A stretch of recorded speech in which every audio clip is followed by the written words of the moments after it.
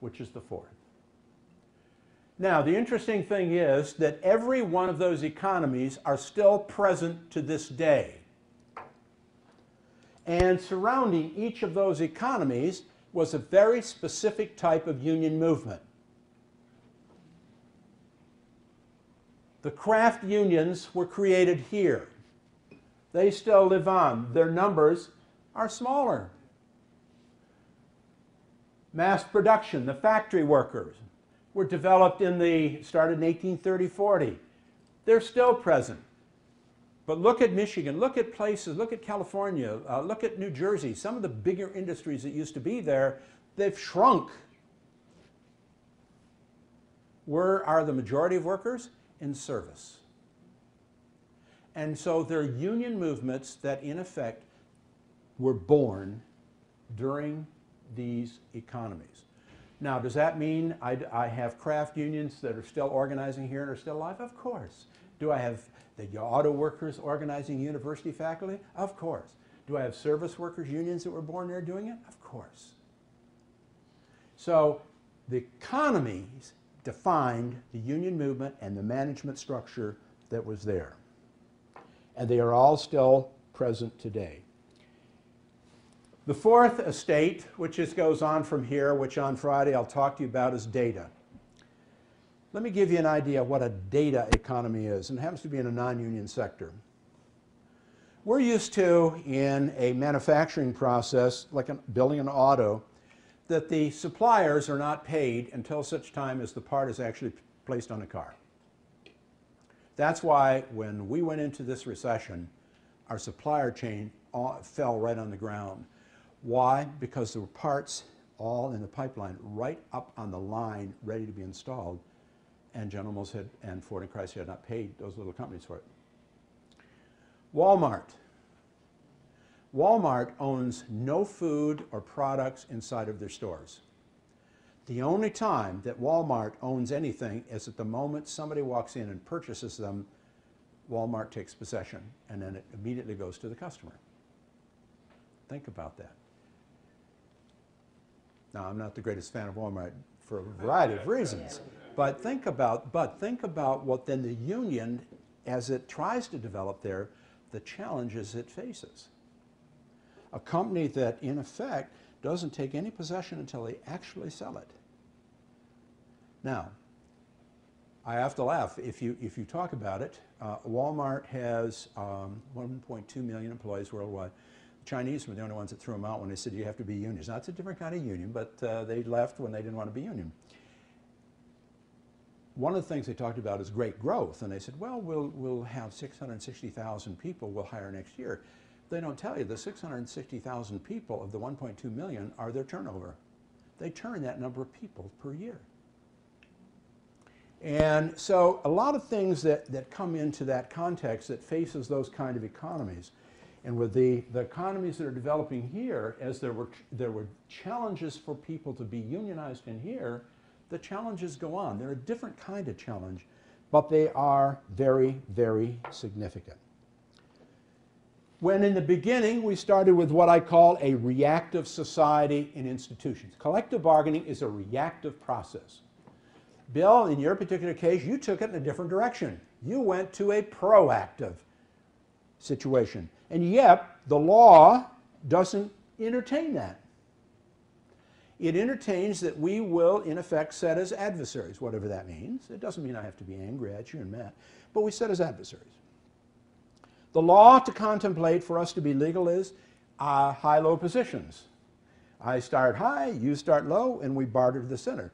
We can't just come to the center and work it out. So all of the institutions that have been built over time support different types of situations and circumstances. They may not be in place as these economies develop. And so I have to be very, very aware of that. For your purpose, where did you come from? The utilities first peeked their heads here.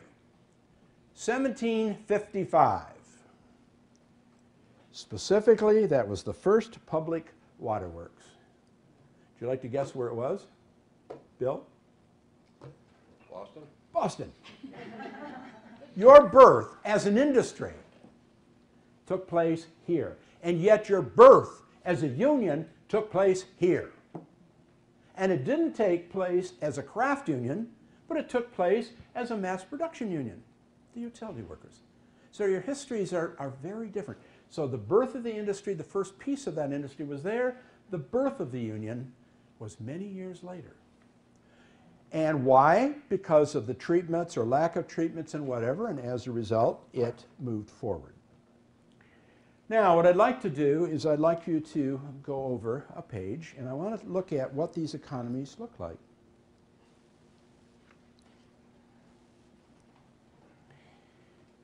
When I look at the economies, the first thing I look at is types of markets. We started out with local markets. Boston, Detroit, Los Angeles. We didn't have global markets. We didn't have national markets. We made things and sold them in Los Angeles. We made things and sold them in Boston. We made them in Detroit and we sold them here. And so those were typical of that craft society, that craft economy. Obviously, as we passed through, we ended up with national markets. We started making automobiles in Detroit. And we started making automobiles, we weren't going to sell them just in Detroit, we sold them elsewhere. And then in recent times, as we pass through into current economies, we have the global economy, for better or for worse. When I look at types of work, obviously handmade was local, mass-produced was national, mind work was global. I remind people that in the mass production era, and why the management at that time, when a worker went home, he or she at night, to go to bed, the machine stayed in the plant. Today, a mine worker takes everything he or she possesses home with him at night. Management has nothing left in the facility. They take it all home. So I'm not sure that the people who own and run organizations that are in the service area and the data area really appreciate what's going on here. I don't want to jiggle the boat too much or they might not come back. When I look at the types of union movement, they started with control at the bottom. That's why even today when I look at the craft unions, some of the building trades, well, a lot of the power is not in Washington at the National Union. It's starting to move there, but it's out here in the locals. Yet when I look at a mass production union, I see it's normally at the top. The UAW, the steelworkers, the Teamsters, they have a structure up here. And so it's very, very different during this time. The types of power and control. What kind of power did we have as a craftsman? Well, let me pick on Yvonne. Yvonne owned a shop that employed coopers, people that made barrels, handmade barrels. And what kind of power did she have? Not much, because there were only so many barrel makers, and we always had less than what you needed. And so you either did what I said, or we wouldn't make barrels for you.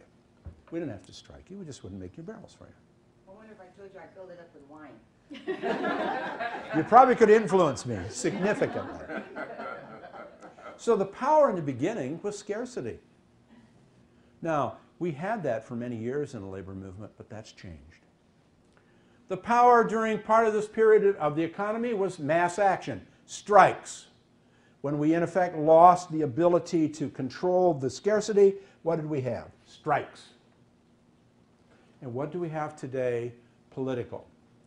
The ultimate irony is that sometimes the other side roundly criticizes the unions for its political power.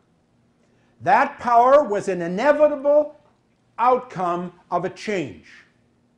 It was an inevitable creation to have power when it shifted away from me.